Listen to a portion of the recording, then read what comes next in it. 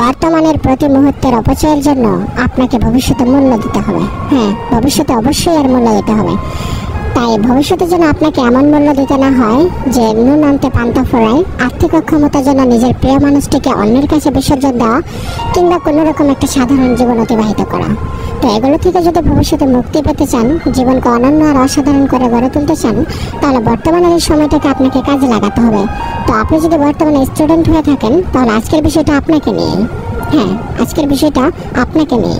হয়তো এই কথাগুলো আপনার কাছে বিরক্তিকর মনে হবে, কিন্তু এই কথাগুলোর ফল অনেক মিষ্টি।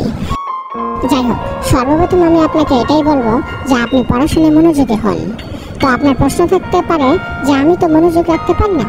হ্যাঁ, এটা আপনার অবশ্যই প্রশ্ন থাকতে পারে যে আমি তো মনোযোগ রাখতে পারি না, এটা আমার একদম ভালো লাগে না। হ্যাঁ, এটা বেশিরভাগ শিক্ষার্থী তাই মনে করে, কিন্তু এটা সম্পূর্ণ ভুল।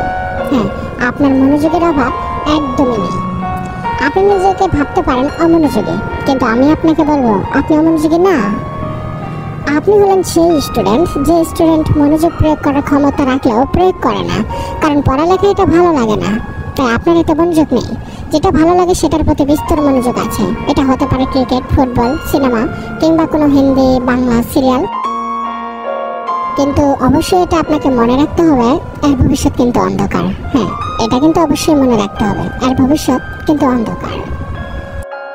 যাই হোক, আপনাকে এখন কেউ ওভাবে বোঝাবে না যেভাবে ছোটবেলায় আপনাকে বোঝানো হয়েছে। আপনি বড় হয়েছেন, নিজের সিদ্ধান্ত নিজে নিতে পারেন। তাই নিজের ভালো দিকগুলোকে নিজেকে বিবেচনা করতে হবে। যেগুলোর ভবিষ্যৎ অন্ধকার, সেগুলো বর্তমানে আপনার কাছে আলো হয়ে আছে। আর আলো হয়ে আছে বলেই তাতে একদম বিচরণ করবেন না, কারণ এই মিথ্যে আলোর মিথ্যে মরিচিকা আপনাকে আসল আলো থেকে দূরে রাখবে। যেটা বলছি সেটা হলো উজ্জ্বল ভবিষ্যতের কথা। তো আপনার উজ্জ্বল ভবিষ্যতের জন্য সবচেয়ে যেটা বেশি গুরুত্ব দেওয়া উচিত সেটা হলো বর্তমানের এই লেখাপড়ায়। এটা যেহেতু আপনার ভালো লাগে না, তাই আপনাকে প্রথমে এটাকে ভালো লাগা তৈরি করতে হবে। আর ভালো লাগা তৈরি করতে হলে তার আগে লেখাপড়ার প্রতি আপনাকে আগ্রহ সৃষ্টি করতে হবে। তো আপনার প্রশ্ন হতে পারে লেখাপড়ার মতো জিনিসকে কি করে আগ্রহে রূপান্তরিত করা যায়। কিন্তু এর জন্য আপনাকে যেতে হবে উজ্জ্বল ভবিষ্যতের দিকে, অথবা আপনাকে তাকাতে হবে আশেপাশের ব্যর্থ কিংবা সফল মানুষদের দিকে। তারপর নিজেকে প্রশ্ন করুন, পরবর্তী জীবনটা আমার কেমন হওয়া উচিত।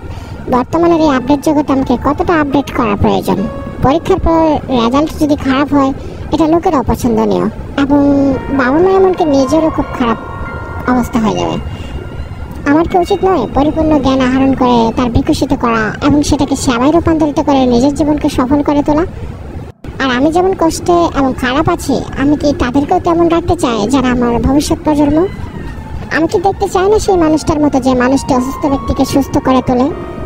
আমি কি দেখতে চাই না সেই মানুষটার মতো যে মানুষটা অশিক্ষিত মানুষকে শিক্ষিত করে তোলে, কিংবা দুনিয়ার অন্য সব কিছু? যাই হোক, এরকম কিছু প্রশ্ন নিজেকে করুন, আর এর থেকে মোটিভেশন নিন, দেখবেন কাজ হয়ে গেছে। এখনো পর্যন্ত যদি ব্যাপারটি বুঝে না আসে, তাহলে নিজেকে শুধু একটাই প্রশ্ন করুন, সেটা হলো আমার ভবিষ্যৎ কেমন হওয়া চাই। হ্যাঁ, এই একটাই প্রশ্ন নিজেকে করুন, আমার ভবিষ্যৎ কেমন হওয়া উচিত। দেখবেন ভিতরে একজন অদৃশ্য মানুষ আপনাকে জ্ঞান দিয়ে দিচ্ছে আর স্বপ্ন দেখাচ্ছে। বিশ্বাস না হলে আপনি পরীক্ষা করে নিতে পারেন।